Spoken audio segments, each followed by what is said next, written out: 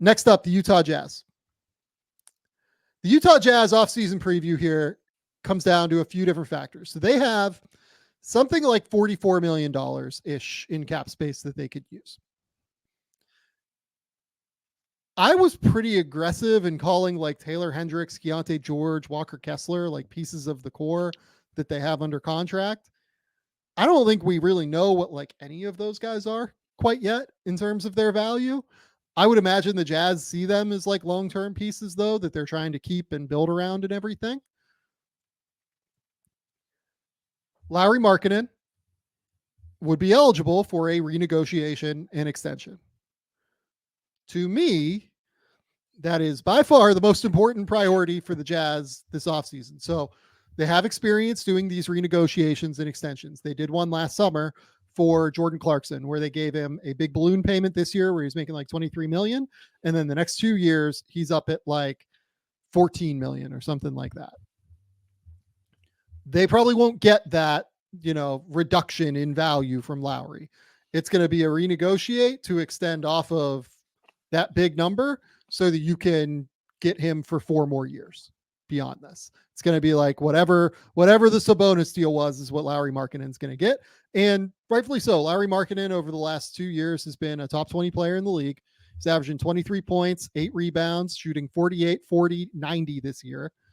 He is a fantastic offensive player. And the most important thing that they can do with their cap space is get Lauri Markkanen inked to a full-scale renegotiation and extension deal.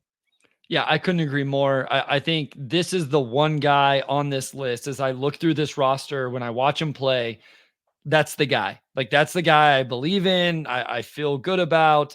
There's times where like his name was coming up in trade talks. I don't think it was serious. Like, nobody reported it, but people were like, oh, maybe you trade Lauri Markkanen, there's a chance you have nothing. Like, cause like you said, yeah. I don't mind that you put these guys in the long-term core under contract, but I don't know what Taylor Hendricks is yet.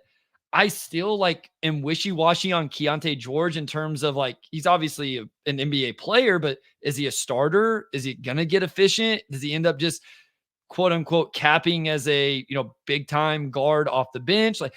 They may just have 4 really solid bench guards on this roster with Keontae, Colin Sexton, Clarkson, and Chris Dunn. Maybe not, but maybe is Walker Kessler an anchor of the defense or just a really good shot blocker that's pretty good, So there's just a bunch of questions around everybody else other than that dude. And unless you're just wanting to drag this out for 5 years, I lock him in, get my answers on those other guys probably after another year, and start trying to build this thing out. Yep. The vets on this team, you've got guys like John Collins, Colin Sexton, Jordan Clarkson under contract. The younger guys beyond those 3, Bryce Sensabaugh, Kyra Lewis, Darius Baisley, Kenneth Lofton Jr. Lofton and Baisley are on non-guaranteed deals. Who knows if they'll be there next year. Lewis, I believe, is a restricted free agent this year. And then Sensabaugh, has been good in the G League at least. So that's a good sign. How do they use the cap space is a real question here for me. What do they try and do? What are they going to try and accomplish? To me, if I'm them, I'm trying to get 3 separate things. I feel like I need to get more athletic. I feel like I need to get good decision makers on this team. They are bottom 5 in turnover rate, even though they have a lot of gunners on the court, frankly, and Colin Sexton and Jordan Clarkson. It feels like they struggle in terms of making choices and having high feel good processors on the court and having enough of them, because Lauri is a guy, frankly, that is not a fantastic processor of the game. He's kind of simple in terms of his play finishing, right? So I would want to try and find passers, playmakers, good processors.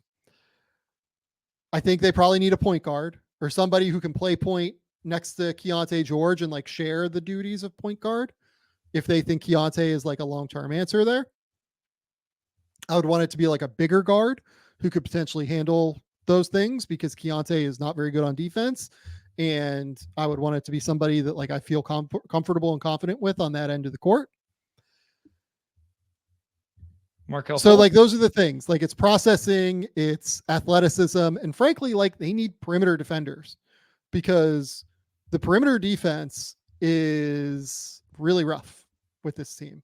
They don't keep anybody in front of them when I watch them.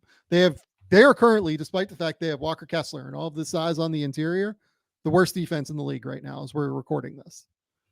So there are a lot of things to fix here. And part of this is, look, they made a choice at the deadline to sell off, and they have been on a crater down to the bottom Yeah. since they sold off. But man, I think they just need more athleticism, find like good decision makers, and continue to find like long-term pieces at the end of the day that allow you to grow on defense. Bringing back Chris Dunn to me is like a really good choice for them. Like I think Chris Dunn has been really, really good on defense this year. Where are you at with Markel Fultz? Yeah, interesting player for them. Does he check some of those boxes? I think he checks a lot of those boxes, honestly. Like Markel is an interesting player for them. He hasn't been great this year, like in the games that he's played, but if you buy him being like a creative guy who can be longer, who can defend, who can make some passing decisions, it's not a bad choice. Like he's an interesting player to put next to Keontae George. I mean, as you were explaining that, and I'm over on Spot Track looking at names, like that's the one that stood out in terms of checking as many of those boxes as I could find. You know what I mean? Yeah. Like a little more size, playing next to Keontae, can handle the ball. Obviously, not a whole lot of floor spacing, but will defend. It was the one name as I filter through these that stood out a little bit. Bruce Brown is an interesting name for them. Okay. Yeah. I think, good defender who can come in and, really help the ball movement, help facilitate some things for them in short roll situations, things like that.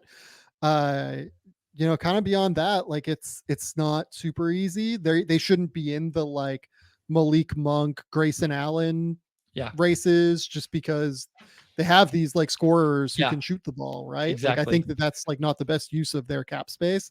Like if DeAnthony Melton hits free agency, I think that's like kind of an interesting name for them.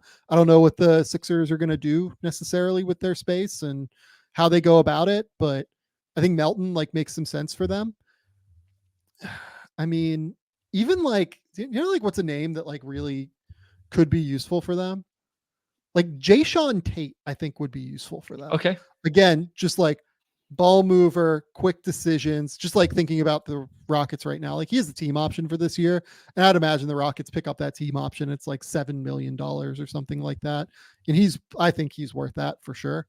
Like if you could trade like, that number 32 overall pick that you have for Jayshawn Tate, like, and extend him on like a reasonable number, that's like a pretty good deal for them, I think.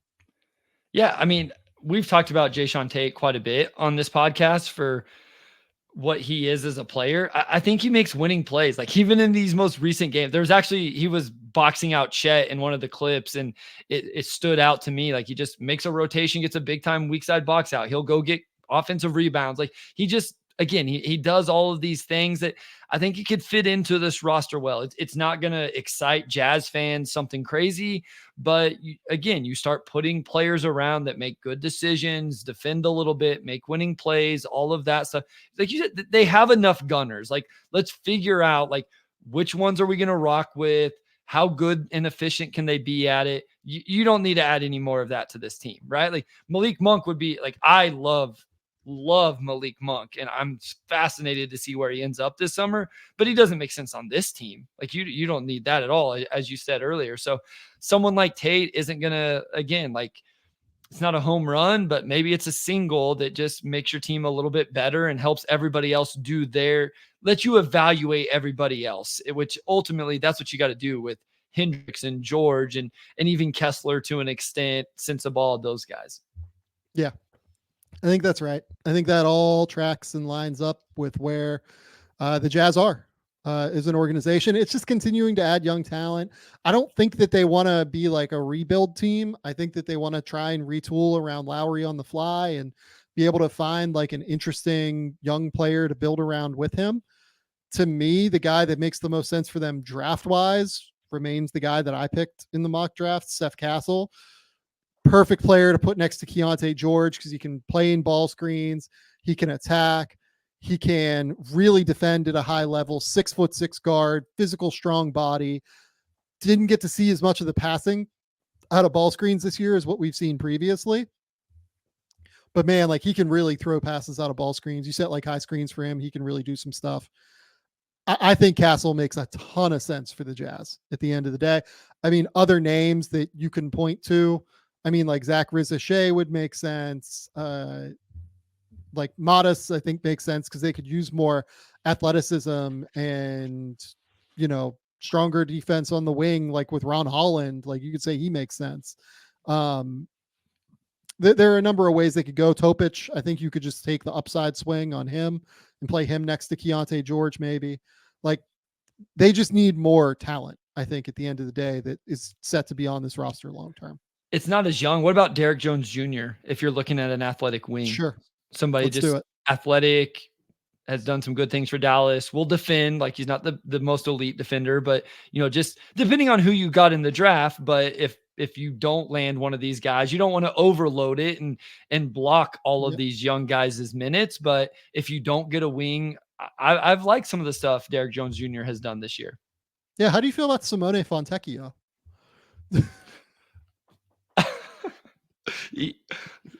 I wish I could see him play. He hasn't played in 2 weeks. That's how I feel about Simone right now. Yeah. But would be useful for this team. Okay, so everybody kind of crushed that from the.